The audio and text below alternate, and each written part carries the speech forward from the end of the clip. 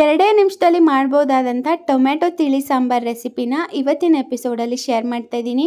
ತರಕಾರಿ ಇಲ್ಲ, ಬೇಳೆ ಇಲ್ಲ ಅಂದಾಗ, ಕ್ವಿಕ್ಕಾಗಿ ಏನಾದರೂ ಮಾಡಬೇಕು ಅಂದಾಗ, ಟೈಮ್ ಸಾಕಾಗಲ್ಲ ಅಂದಾಗ ಈ ರೆಸಿಪಿನ ಮಧ್ಯಾಹ್ನದ ಊಟಕ್ಕೆ ಮಾಡ್ಕೋಬೋದು. ಮಾಡೋದು ಹೇಗೆ ಅಂತ ನೋಡೋಣ. ಒಂದು ಪ್ಯಾನಲ್ಲಿ ನೀರು ಬಿಸಿಗೆ ಇಟ್ಕೊಂಡಿದ್ದೀನಿ. ನೀರು ಚೆನ್ನಾಗಿ ರೋಲಿಂಗ್ ಬಾಯ್ಲ್ ಕನ್ಸಿಸ್ಟೆನ್ಸಿಗೆ ಬಂದಾಗ ಒಂದು 3 ಹುಳಿ ಟೊಮೆಟೊನ ಸಣ್ಣದಾಗಿ ಕಟ್ ಮಾಡಿ, ಅಂದರೆ ಮೀಡಿಯಮ್ ಸೈಜ್ ಕಟ್ ಮಾಡಿ ಕುದೀತಾ ಇರೋವಂಥ ನೀರಿನ ಒಟ್ಟಿಗೆ ಸೇರಿಸ್ಕೊಂಡಿದ್ದೀನಿ. ಇದಕ್ಕೆ ಒಂದು 2 ಬ್ಯಾಡಗಿ ಮೆಣಸಿನ್ಕಾಯಿ ಹಾಕ್ಕೊಂಡಿದ್ದೀನಿ. ಹಾಗೆ ಸ್ವಲ್ಪ ರುಚಿಗೆ ತಕ್ಕಷ್ಟು, ಅಂದರೆ ರುಚಿ ಅರ್ಧದಷ್ಟು ಉಪ್ಪನ್ನ ಇವಾಗಲೇ ಹಾಕ್ಕೊಂಡು ಟೊಮೆಟೊ ಸ್ವಲ್ಪ ಸಾಫ್ಟ್ ಆಗೋವರೆಗೂ, ಸಾಫ್ಟ್ ಅಂದರೆ ಒಂದು 50 to 60% ಕುಕ್ ಆಗೋವರೆಗೂ ಹೈ ಫ್ಲೇಮಲ್ಲಿ ಇಟ್ಕೊಂಡು ಕುದಿಸ್ಕೊತಾ ಇದ್ದೀನಿ.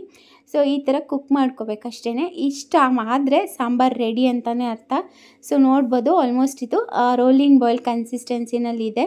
ಸೊ ಇವಾಗ ಇದನ್ನು ಫ್ಲೇಮ್ ಸ್ವಿಚ್ ಆಫ್ ಮಾಡಿಕೊಂಡು, ಟೈಮ್ ಇದೆ ಅಂದರೆ ತಣ್ಣಗಾಗೋದಕ್ಕೆ ಬಿಡ್ಬೋದು, ಟೈಮ್ ಇಲ್ಲ ಅಂದರೆ ನೀವು ಹಾಗೆ ಇದನ್ನು ಗ್ರೈಂಡ್ ಮಾಡ್ಕೋಬೋದು. ನೀರಿನ ಸಮೇತನೂ ಗ್ರೈಂಡ್ ಮಾಡ್ಬೋದು.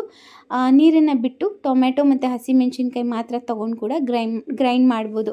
ಸೊ ನಾನು ನೀರೆಲ್ಲ ಹಾಕೋದು ಬೇಡ, ಬಿಸಿ ಇರುತ್ತೆ ಮತ್ತು ಅದು ಆಚೆಗೆ ಸಿಡಿಯುತ್ತೆ ಒಂದೊಂದು ಸರಿ ಮಿಕ್ಸಿ ಜಾರಲ್ಲಿ ಅಂತ ಹೇಳಿ ಬರೀ ಟೊಮೆಟೊ ಮಾತ್ರ ಹಾಕ್ಕೊಂಡು ಇದನ್ನು ಗ್ರೈಂಡ್ ಮಾಡ್ಕೊತಾ ಇದ್ದೀನಿ.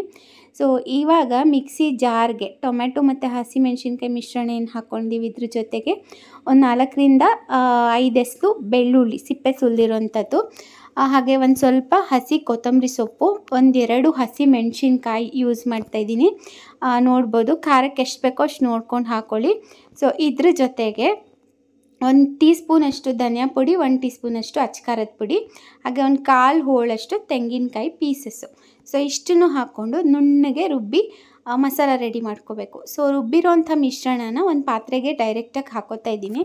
ಒಗ್ಗರಣೆ ಲಾಸ್ಟಲ್ಲಿ ಮಾಡ್ಕೋಬೇಕು. ಇವಾಗ ನಾವು ಇದನ್ನು ಚೆನ್ನಾಗಿ ಕುದಿಸ್ಕೋಬೇಕು. ರುಬ್ಬಿರೋಂಥ ಮಸಾಲ ಜೊತೆಗೆ ಟೊಮೆಟೊ ಬೇಯಿಸಿರೋಂಥ ನೀರೇನಿತ್ತು ಅದನ್ನು ಕೂಡ ಹಾಕ್ಕೊಂಡಿದ್ದೀನಿ.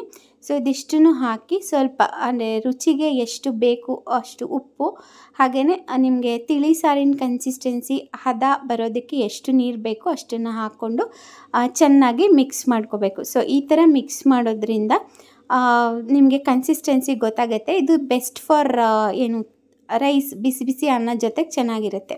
ರುಚಿಗೆ ತಕ್ಕಷ್ಟು ಉಪ್ಪನ್ನು ಹಾಕೋತಾ ಇದ್ದೀನಿ. ಹಾಗೆ ಇದನ್ನು ಹೈ ಫ್ಲೇಮಲ್ಲಿ ಇಟ್ಕೊಂಡು ಚೆನ್ನಾಗಿ ಕುದಿಸ್ಕೊಂಡ್ಮೇಲೆ ಎಣ್ಣೆ, ಸಾಸಿವೆ, ಇಂಗು, ಕರಿಬೇವು, ಹಾಗೆ ಒಣಗಿದ ಮೆಣಸಿನ್ಕಾಯಿ ಇಷ್ಟನ್ನು ಹಾಕಿ ಒಂದು ಒಳ್ಳೆ ಒಗ್ಗರಣೆ ಕೊಟ್ಕೊಂಡು ಸಾಂಬಾರನ್ನ ಒಂದು 5 ನಿಮಿಷದವರೆಗೂ ಕುದಿಸ್ಕೊಂಡ್ರೆ ಬಿಸಿ ಬಿಸಿಯಾದ ಟೊಮೆಟೊ ತಿಳಿ ಸಾಂಬಾರು ಬಿಸಿ ಅನ್ನದ ಜೊತೆಗೆ ರೆಡಿ ಆಗುತ್ತೆ. ಕ್ವಿಕ್ಕಾಗಿ ಮಾಡಬೇಕು ಅಂದಾಗ ಟ್ರೈ ಮಾಡಿ.